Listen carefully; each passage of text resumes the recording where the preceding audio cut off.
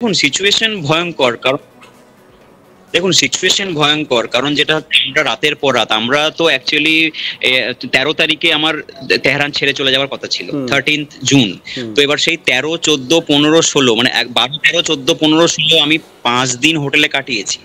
তো যার মধ্যে শেষ 5 দিন আমি যুদ্ধ পরিস্থিতি দেখেছি। একদম আমি দেখতে পাচ্ছি যে 5 দিয়ে, তো বললাম 5 দিয়ে ঠিক আমার হোটেলের জানলা দিয়ে আমি দেখছি পরপর 10টা 15টা ড্রোন উড়ে যাচ্ছে, এবং সেই ড্রোন থেকে আওয়াজ হচ্ছে, সেখান থেকে ফায়ার করা হচ্ছে। হ্যাঁ, দূরে আকাশে ধোঁয়া উঠছে আমি দেখতে পাচ্ছি। নিচ দিয়ে আমি দেখছি দমকলের গাড়ি, অনন্ত দমকলের গাড়ি, পুলিশের গাড়ি, অ্যাম্বুলেন্স সব ছুটে যাচ্ছে। সো দিস ইজ স্ক্যারি না, বিকজ আমরা তো আমাদের ওয়েস্ট বেঙ্গলে, কলকাতায় এই ধরনের সিচুয়েশন খুব একটা ফেস করিনি, আমরা দেখিনি, আমাদেরকে দেখতেও হয়। ইলেকট্রিসিটি ছিল কি আপনাদের হোটেলে? ইলেকট্রিসিটি, জল, খাওয়া দাওয়া এগুলো কি পেয়েছিলেন? Everything. Embassy told us that আপনারা হোটেলে থাকুন, ইট ইজ ভেরি সেফ, এবং আমরা সেটা এক্সপেরিয়েন্সও করেছি, হোটেলে থাকাটা is very safe, we have been very safe there. কিন্তু যে হারে সিচুয়েশনটা ওয়ার্সেন হচ্ছিল, আমার মনে হচ্ছিল না হোটেলে থাকলে আমার পক্ষে বেরোনোর সুবিধা হবে, আমি বেরিয়ে পড়েছি। কারণ গতকাল যে ছবিটা দেখেছি আমরা দর্শকদেরকেও দেখালাম, যে ইরানের যেটা জাতীয় ব্রডকাস্টার, যে টেলিভিশন চ্যানেল, তার যখন সম্প্রচার হচ্ছে তার উপরে বোমা বর্ষণ করে ইসরায়েল, এবং সেটা লাইভ টেলিভিশনে দেখা যায়। সেটা তো ভয়ঙ্কর। মানে একটা টেলিভিশন চ্যানেলের অফিস, সেটা একেবারে শহরের প্রাণকেন্দ্রে লোকেটেড, তার উপরে যদি বর্ষণ হয়, এরকমভাবে বোমা বর্ষণ করা হয়, তাহলে তো যে কোনো জায়গায় ইজ আনসেফ। মানে যদিও আপনাদেরকে বলা হয়েছে হোটেলে থাকুন safe, but it is as safe as being in a war zone. Exactly, same thing. এবং ওখানে কি অন্য কোনো ভারতীয়দের সাথে আপনার কোনো যোগাযোগ হয়েছে? মানে কতজন আছেন আপনারা জানেন, যে আরো ভারতীয় কি আটকে আছেন ইরানে? আমাকে ইন্ডিয়ান এমবাসি মোটামুটি, আমি খবর যা পাচ্ছি বিভিন্ন সোশ্যাল নেটওয়ার্কিং, সোশ্যাল মিডিয়া থেকে, যে প্রায় 10,000 ভারতীয় আটকে আছে। তো যার মধ্যে 4,000 পাকিস্তান, যার মধ্যে 4,000 কাশ্মীরি স্টুডেন্টও আছে। হ্যাঁ, 10,000 জনকে ইভ্যাকুয়েট করা তো সোজা জিনিস, ইভ্যাকুয়েট করা সোজা জিনিস নয়। ক্যাপাসিটি আছে, তারা নিজের দায়িত্বে যদি চলে যেতে পারে, এমবাসি সেটাকেও এনকারেজ করছে। নিজের দায়িত্ব নিয়ে চলে যেতে পারে তাদের দিকে, এমবাসি সেটাকেও এনকারেজ হচ্ছে।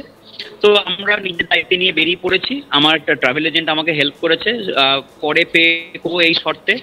So we are approaching. এবং ভারতীয়দের প্রতি তাদের কেমন ব্যবহার ছিল? মানে ইরানের সমাজে বা ইরানের সরকারের পক্ষ থেকে ভারতীয়দের পক্ষে কেমন ব্যবহার আপনারা পেয়েছেন? খুবই ভালো। দেখুন, সাধারণ মানুষের মনের ভেতরে কিন্তু কোনো পাপবোধ নেই। সাধারণ মানুষ যুদ্ধ চায় না। আজকে যখন আমি এখানে যুদ্ধ পরিস্থিতিতে আটকে আছি, প্রচুর স্থানীয় মানুষ আমাকে সহযোগিতা করেছে। বেশ। যে ড্রাইভারের সঙ্গে এসেছি, যে ড্রাইভারের সঙ্গে যাচ্ছি আমরা, তার মিসেস আমাদের সঙ্গে যাচ্ছে। বেশ। এবং তিনি আমাদের জন্য চায়ের ব্যবস্থা করে দিয়েছেন, খাবারের ব্যবস্থা করে দিয়েছেন, সমস্ত কিছু সঙ্গে নিয়ে যাচ্ছেন আমাদের জন্য, যাতে করে আমরা সেফলি বর্ডারে পৌঁছাতে পারি, বর্ডার ক্রস করতে পারি। সো সাধারণ মানুষের ভেতরে কোনো সেই অস্থিরতা বা সেই বৈসাদৃশ্য বা সম্প্রীতির অভাব নেই। দে আর ইকুয়ালি গুড পিপল, এবং যথেষ্ট মানবিকভাবে। মানে এটা তো খুব, মানে এটা শুনে খুব ভালো লাগছে, কারণ একদিকে যেই ছবিগুলো আমরা দেখছি সাংঘাতিক বিভৎস দৃশ্য, সেই জায়গায় আপনি যখন নিজে ওই ওয়ারজোন থেকে আমাদের সাথে সরাসরি যুক্ত হয়ে বলছেন যে মানুষের যে মানবিক চেতনা সেটা এখনো রয়েছে, এবং আমরা কখনোই চাই না যুদ্ধ হোক। আমরা আশা করবো এটা তাড়াতাড়ি, এটা যুদ্ধটা বন্ধ হোক এবং স্বাভাবিক নর্মাল লাইফে মানুষ ফিরে আসুক।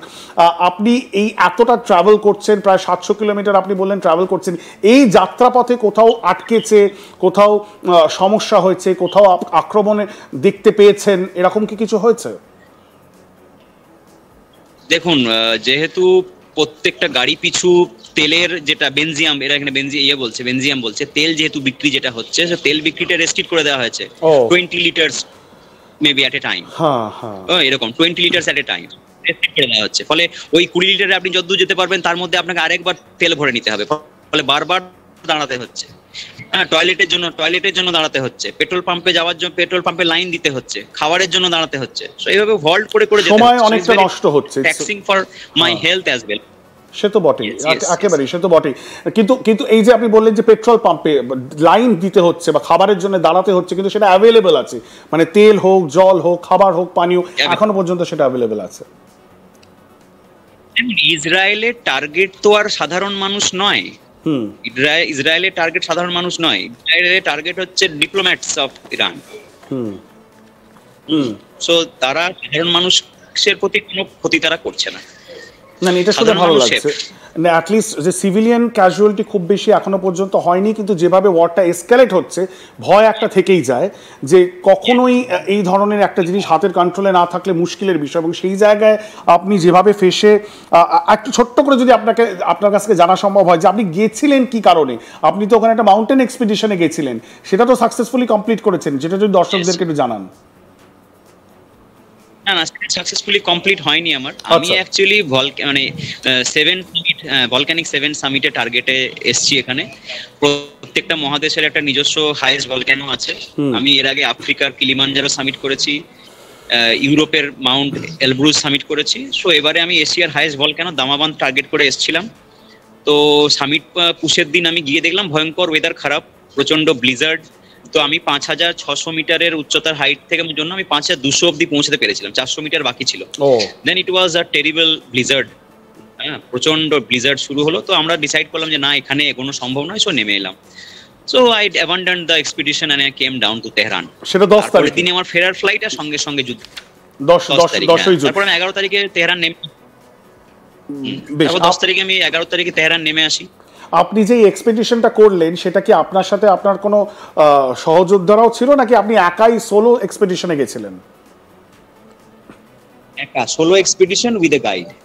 মানে এটা একটা চূড়ান্ত, মানে আমাদেরকে আপনি যে গল্পটা বলছেন, এবং আমার কলকাতাতে এই মুহূর্তে আমাদের যারা দর্শক রয়েছেন পশ্চিমবঙ্গে বা ভারতবর্ষে যারা দেখছেন বা বাংলাদেশে, রোমহর্ষক কাহিনী। মানে আপনি একটা যুদ্ধক্ষেত্রে গেছিলেন, অবভিয়াসলি আপনি জানতেন না যে এরকম একটা পরিস্থিতি তৈরি হবে।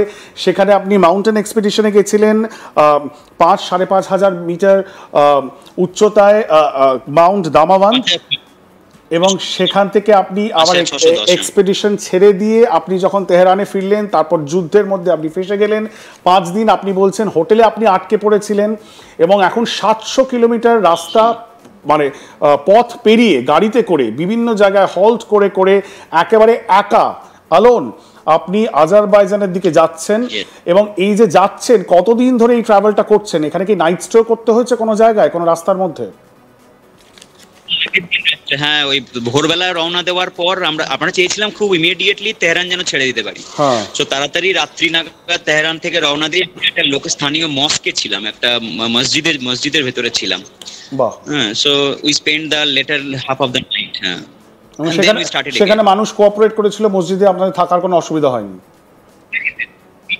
দেখুন, পৃথিবীতে দু রকমের মানুষ, ভালো মানুষ আর খারাপ মানুষ। মানুষের কোনো দেশ হয় না, মানুষের কোনো সীমানা হয় না। ভালো মানুষের কোনো সীমানা হয় না, খারাপ পৃথিবীতে